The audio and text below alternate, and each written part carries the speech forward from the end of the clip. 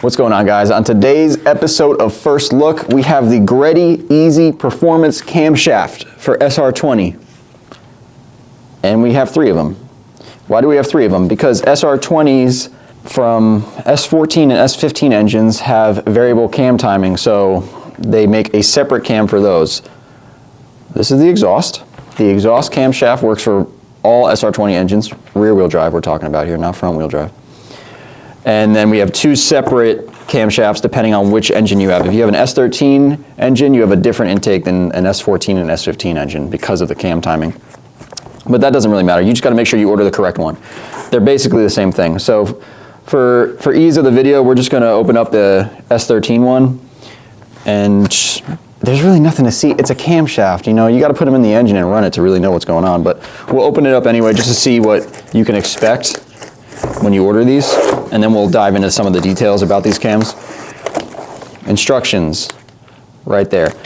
And some of you guys might think that these boxes look a little familiar. There's a reason for that. If you guys have been messing with SR20 in the past, these camshaft boxes, when I got them, I was like, these look really familiar. And the instructions look a little familiar. It's because Tomei Japan is the one producing these cams for GReddy now. So that's one detail that we were pretty excited to hear about because we are fans of Tomei Japan. All right, so as far as the instructions go, standard procedure with every unboxing on this channel, they're all in Japanese. So yeah, you probably are not gonna be able to read these, but that's okay. They got some detailed numbers down here. They tell you the degree, the lift, and they tell you which cams you should be. They basically, this instruction sheet is going to be in every single one of these boxes. So it's just telling you what size the easy cams are. So easy cams, what sizes do they come in? There's only one option for the easy cams for SR20. The intake cam is a 256, the exhaust cam is a 264. So they're mix matching the duration of the cams, which is kind of awesome to see from basically from the factory, a cam manufacturer doing that. Usually we would have to mix match them ourselves, but it seems like GReddy has found a setup that really works for them. So boxing is pretty simple, just little foam pieces on the ends, cardboard box, and then they're wrapped inside pretty crazy plastic wrap. And they are oiled to all hell. So this is going to be a nice, messy unboxing video for you guys.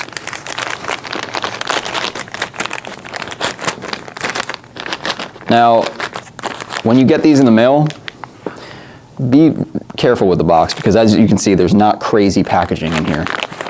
They're really relying on the cardboard to protect these things.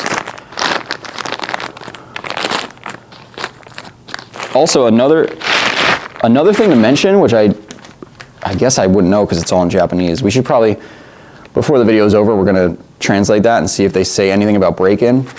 But most likely these cams don't have any break-in. So that's another really good feature about them. So they're also labeled on them too. That's actually really cool because me and Chris have problems all the time in the shop where we open up an engine and we have no idea what cams they are because they don't have any information on them. Sometimes manufacturers will put HKS or they'll stamp their name, but they won't tell you what the duration is or the lift. So you're pretty much just guessing unless you want to start measuring stuff. So these guys actually have GReddy SR20, has 13 for S13 engine, and it tells you the duration and the lift on the camshaft, which is pretty awesome. And it says intake, so you can't even mess that up. So yeah, these cams are pretty good. They come oiled up too, so that's great.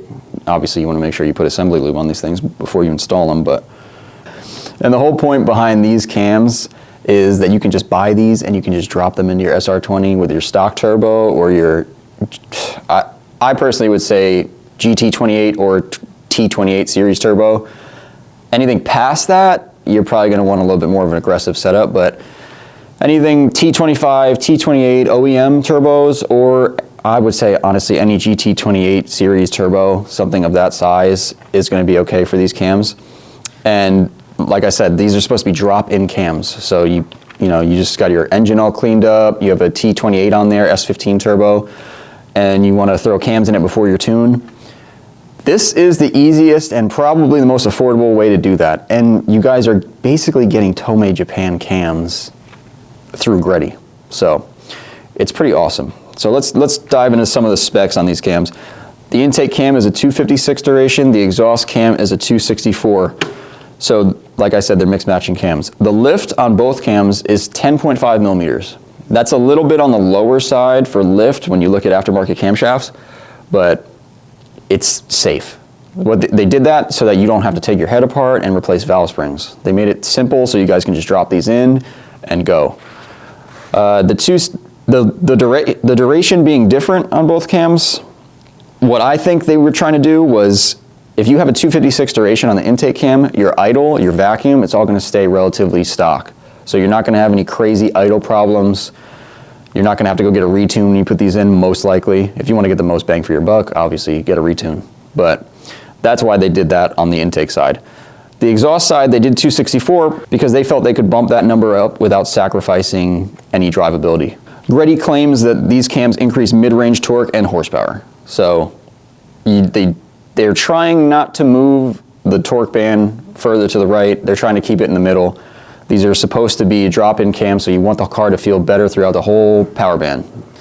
That's what these are for. You go any more aggressive than this, especially on the intake side, you're going to start feeling drop and low in torque and all that. So these cams are trying to keep the drivability while increasing power across the whole RPM band, specifically mid-range torque and horsepower.